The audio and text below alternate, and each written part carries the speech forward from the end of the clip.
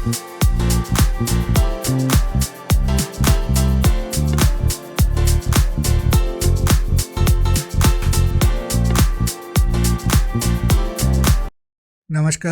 यह है असीम आर्यावर्त। मैं गौरव आपका स्वागत करता हूं और बात करेंगे कि अरविंद केजरीवाल जो एक बहुत ही प्रॉमिसिंग नेता के रूप में उभरे थे दिल्ली के राजनीतिक पटल पे, उनका आज जो हाल देखने को मिल रहा है, जिसके खिलाफ इन्होंने आवाज़ उठाई थी, आंदोलन किया था अन्ना हजारे के साथ, वह उसी के नेता कैटेगरी में ये अब शामिल होते चले जा रहे हैं।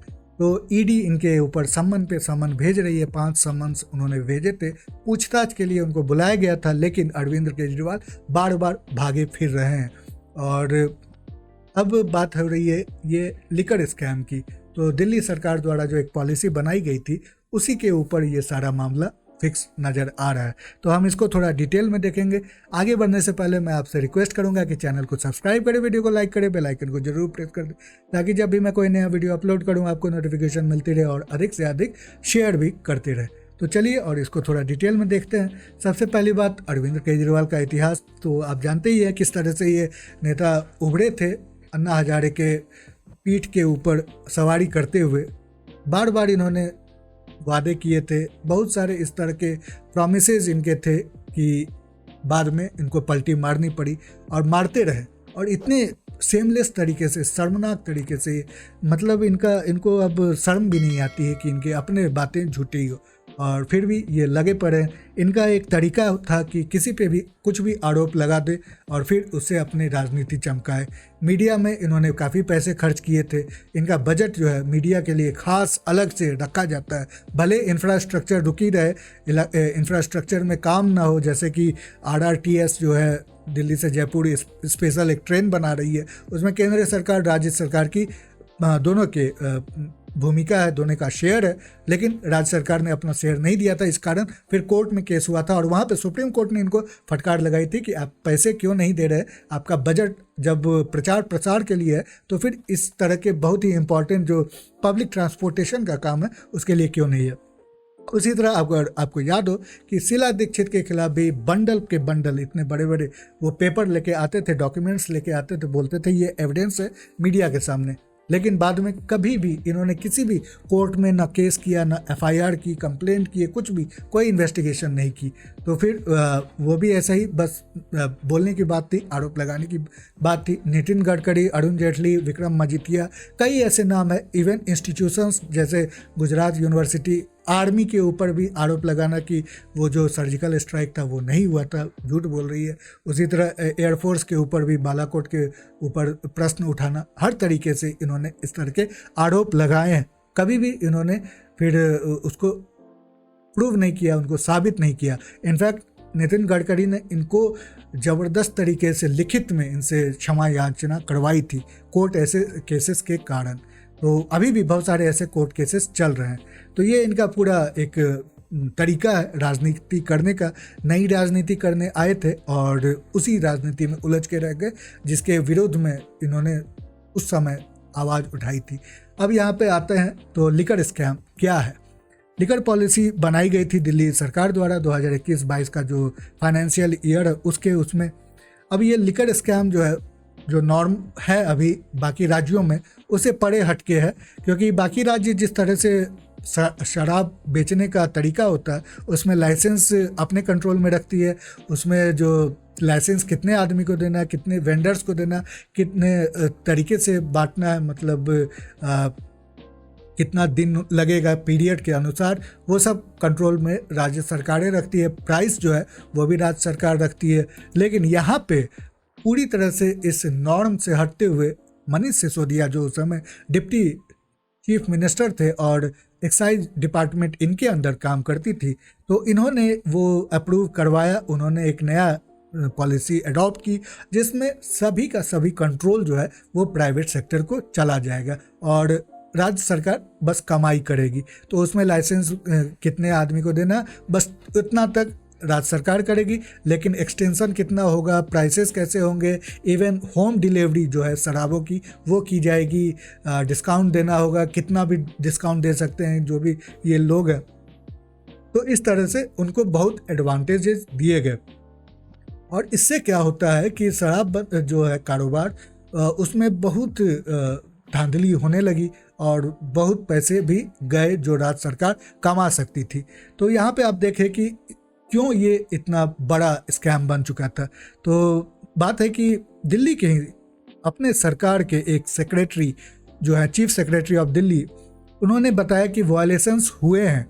उन्होंने इस पे जो है ऑब्जेक्शंस उठाए थे किस तरीके से ये पॉलिसी अप्रूव कर दी गई, क्योंकि यहाँ पे आप देख सकते हैं जीएनसीटीडी एक्ट 1991 का, ट्रांजैक्शन ऑफ बिजनेस रूल 1993 का, दिल्ली एक्साइज एक्ट 2009 और दिल्ली एक्साइज रूल 2010, इन सभी का वायलेशन हुआ है। उसके बाद ही लेफ्टिनेंट गवर्नर वीके सक्सेना जो है उन्होंने सीबीआई को कहा कि आप इन्वेस्टिगेशन करें, और वहाँ से फिर समझ में आया कि ये सारा जो खेल है वो बस पैसों का है। आप पार्टी उस समय गोवा में चुनाव लड़ने वाली थी, तो कैंपेन के लिए इनके पास पैसे चाहिए थे, और पैसे कहाँ से आने थे, तो वो शराब माफिया जो कि दक्षिण में एक ग्रुप को कहा जाता है जो शराब कारोबार को कंट्रोल करती है।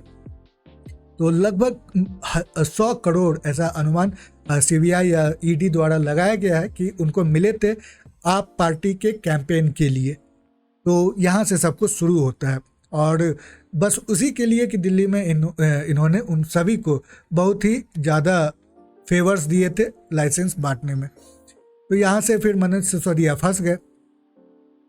अब बात आती है कि मनीष सिसोदिया के साथ जो है और भी लोग फंसे हैं, जिसमें आप देख सकते हैं कि संजय सिंह, मनीष सिसोदिया और सत्येंद्र जैन, तीनों बड़े कद के नेता और सरकार में भी बड़े कद के नेता थे।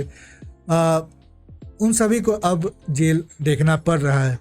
अभी ये ट्रायल का वेट कर रहे हैं, ट्रायल हुआ नहीं है, जुडिशियल कस्टडी में, और इनकी कस्टडी बार बार वो बेल के तहत बाहर निकल सकते हैं, लेकिन जब भी बेल की सुनवाई करने वो कोर्ट जाते हैं तो कोर्ट इनके बेल को एक्सटेंड कर देती है, उसकी सुनवाई को ही एक्सटेंड कर देती है। तो ऐसा देखने को हमें बार बार मिल रहा है। यहाँ पे आप भी गए थे।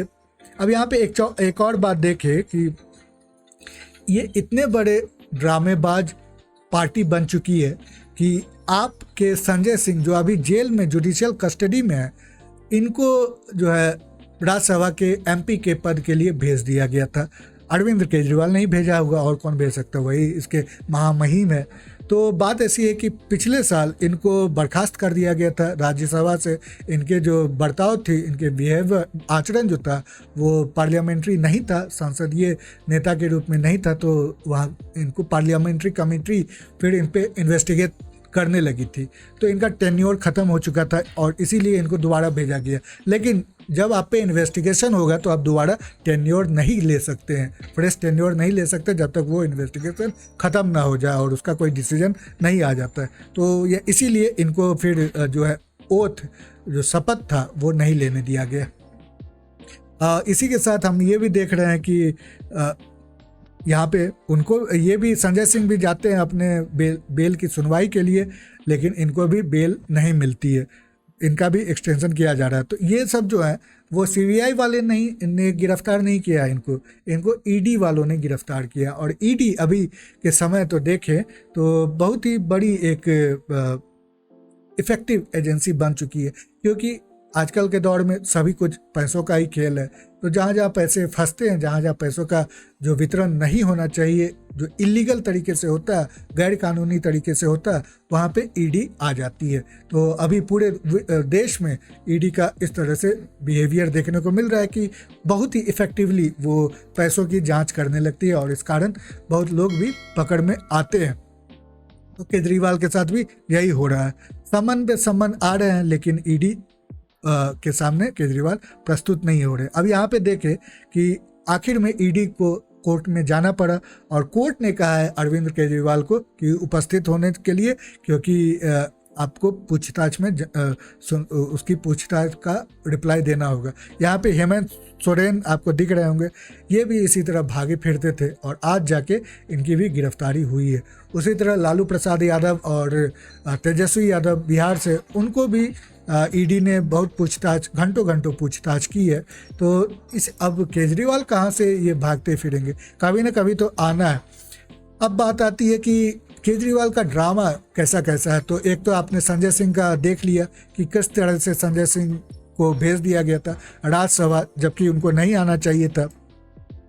और केजरीवाल फिर से अपने वो आरोप प्रत्यारोप वाला जो उनका नीति रही है उसमें आ गए हैं। तो यहाँ पे आप देख सकते हैं कि बीजेपी पे उन्होंने आरोप लगाया है कि बीजेपी मुझे अपने पार्टी में शामिल करना चाहती है और इसीलिए ईडी से प्रेशर बनवाना चाहती है कि मैं उनके सामने झुक जाऊं। तो उन्होंने कहा कि हमारे साथ आप आ जाएं। इन्होंने कहा कि नहीं, बिल्कुल नहीं आऊँगा।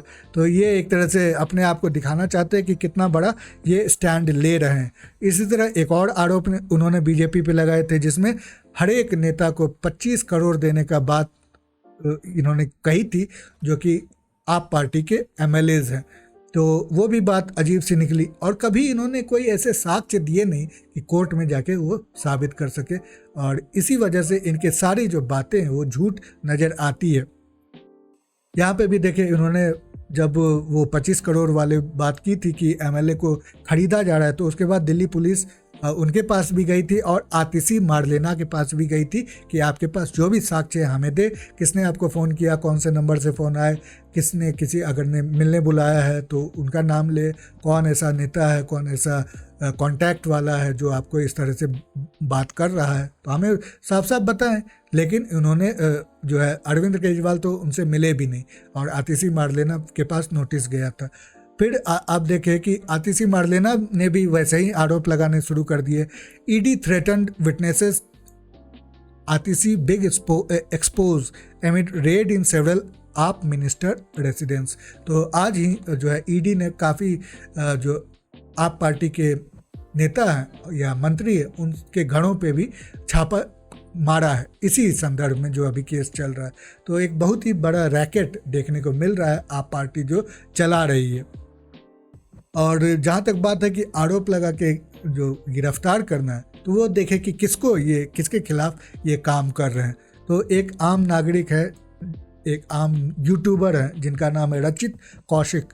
इन्होंने कुछ आप पार्टी की आलोचना की थी किसी पॉलिसी को लेके और इनको गिरफ्तार कर लिया गया है पंजाब पुलिस द्वारा, क्योंकि दिल्ली पुलिस तो गृह मंत्री के अंदर आती है जो केंद्र सरकार की है, लेकिन पंजाब पुलिस भगवंत मान आप पार्टी के मुख्यमंत्री उनके अंदर है, तो उनको गिरफ्तार कर लिया है। तो ये अजीब सी एक बात जो कहते हैं कि साफ राजनीति करने आए थे किसी समय में एक बहुत ही एडुकेटेड, बहुत ही आर्टिकुलेटेड एक व्यक्ति जिनकी छवि बहुत सुधरी हुई थी, आईआईटीएन थे, यूपीएससी उन्होंने निकाला था, और आज देखें तो किस तरीके से ये खेल रहे हैं राजनीति का। जितने वादे किए थे सभी पे ये उलट गए हैं। बोले थे बड़ा बंगला नहीं लूँगा, लेकिन आज देखें 44 करोड़ लगा दिए उसी बड़े बंगले में जिसमें वो रह रहे हैं अभी दिल्ली के मुख्यमंत्री की हैसियत से। 44 करोड़, इसको भी शीश महल का भी स्कैम दिया गया, का नाम दिया गया, उस पर भी कार्रवाई हो रही है। तो ये सारा कुछ मामला चल रहा है। देखने वाली बात होती है कि क्या होगा आगे, क्योंकि केजरीवाल को जो जाना ही पड़ेगा ईडी के पास। अब केजरीवाल ने एक बहुत ही चालाक कदम उठाया था। करते क्या है कि मुख्यमंत्री तो हैं, लेकिन कोई भी सरकारी डिपार्टमेंट अपने अंदर लिया नहीं है, तो इनके साइन कहीं आते नहीं किसी डॉक्यूमेंट्स में। बस नाम के मुख्यमंत्री, आज तक कोई भी काम मुख्यमंत्री का या किया ही नहीं है, काम ही नहीं किया जब से ये दिल्ली सरकार उन्होंने बनाई है। तो किसने काम किया है, तो वो काम करते हैं सबसे पहले मनीष सिसोदिया। तो ये उस समय डिप्टी चीफ मिनिस्टर थे, इसीलिए इनका नाम आया है, इसीलिए इनके सिग्नेचर्स आए, क्योंकि इम्प्लीमेंट इनको करना था, अप्रूव इनको करना था, एग्जीक्यूट इनको ही करना था। उसके बाद ये चले गए तो गोपाल राय को बना दिया। गोपाल राय की शायद तबीयत खराब चल रही है, हॉस्पिटल आना जाना होता है, तो इस वजह से अब जो है वो है आतिशी मारलेना। तो ये सेकंड नंबर बन चुकी है। इनके अंदर देखें तो ये 14 डिपार्टमेंट अपने अंदर रखा इन्होंने, 14, और अरविंद केजरीवाल के पास एक भी डिपार्टमेंट नहीं है। यहाँ पे देखें financial, revenue, PWD, services, education and power, तो बड़े बड़े महत्वपूर्ण जो जनरली इनमें से जो कुछ डिपार्टमेंट्स होते हैं वो मुख्यमंत्री अपने पास रखना चाहता है, ताकि उनका सरकार पे कंट्रोल रहे, लेकिन ये वैसा भी नहीं करते। और क्यों नहीं करते हैं, इनको कंट्रोल रखना है वो तो है ही। तो इन्होंने उन सारे नेता को अलग हटा दिया, पार्टी से ही हटा दिया या जेल भी चले गए हैं, जैसे कि मनीष सिसोदिया जो इनके टक्कर में खड़े होते थे, जिनका स्टैचर था एक समय में। फाउंडिंग मेंबर जिसमें योगेंद्र यादव को हटा दिया, जिसमें प्रशांत भूषण को हटा दिया, उसी तरह इन्होंने आशुतोष को हटा दिया, कुमार विश्वास को हटा दिया। तो इस तरह से जो इनके टक्कर के कोई नेता थे उस पार्टी में, उन सभी को इन्होंने बाहर निकाल दिया। अब इनका एक छत्र राज है, एक सुप्रीम लीडर की तरफ बने हुए हैं, और जो भी कहते हैं पार्टी के सभी जो है लोग इनकी बस फॉलो करते हैं ब्लाइंडली। अभी ऐसा ही अगर देखें तो आप कहेंगे कि ये फिर इलेक्शन कैसे जीत रहे हैं, तो वो इनके जीतने का कम और बीजेपी कांग्रेस का जो भागीदारी है वो ज़्यादा नज़र आता। तो बीजेपी के पास कोई एक बढ़िया वहाँ पे उतने अच्छे लीडर्स नहीं देखने को मिलते। वही बात कांग्रेस की भी है। शीला दीक्षित थी, शीला दीक्षित के गुजर जाने के बाद दिल्ली कांग्रेस के पास भी कोई ऐसा लीडर नहीं देखने को मिलता। बीजेपी इतनी खराब वहाँ पे चल रही है कि उनको किरण बेदी को बाहर से उठा के लाना पड़ा था as a chief minister face के तौर पे। वही अब पंजाब में ये कैसे जीते हैं, तो वही हालत वहाँ पे भी है। बीजेपी वहाँ पे कोई नाम की ही बस पार्टी है। और जहाँ तक कांग्रेस की बात है तो उनका आंतरिक कलह जो है, जिसमें अमरिंदर सिंह, कैप्टन अमरिंदर सिंह जो उस समय मुख्यमंत्री थे और वो चुनाव जीतते थे, उनके बीच में और नवजोत सिंह सिद्धू के बीच में कलह हो गई। जो राहुल गांधी उस समय अध्यक्ष थे कांग्रेस पार्टी के, उन्होंने नवजोत सिंह सिद्धू का साथ दिया और फिर कैप्टन अमरिंदर सिंह ने ही पार्टी छोड़ दी। तो वहाँ पे भी ये उसी तरह से जीते हैं। बाकी और कई राज्यों में वो जीतने की कोशिश की है, इलेक्शंस लड़े हैं, लेकिन सभी राज्यों में ये हार चुके हैं। तो ये इनका पूरा एक तरीका है। देखते हैं आगे अगर कोई डेवलपमेंट होता है इस ड्रामे में, जो कि आगे होना ही है, तो इसके बारे में हम फिर से बात करेंगे। फिर से आपसे अनुरोध है कि चैनल को सब्सक्राइब करें, वीडियो को लाइक करें, बेल आइकन को जरूर प्रेस कर दें, ताकि जब भी मैं कोई नया वीडियो अपलोड करूं आपको नोटिफिकेशन मिलती रहे और अधिक से अधिक शेयर भी करते रहे। अभी फिर निकलते हैं अगली बार एक नई वीडियो के साथ। तब तक के लिए नमस्ते, जय हिंद।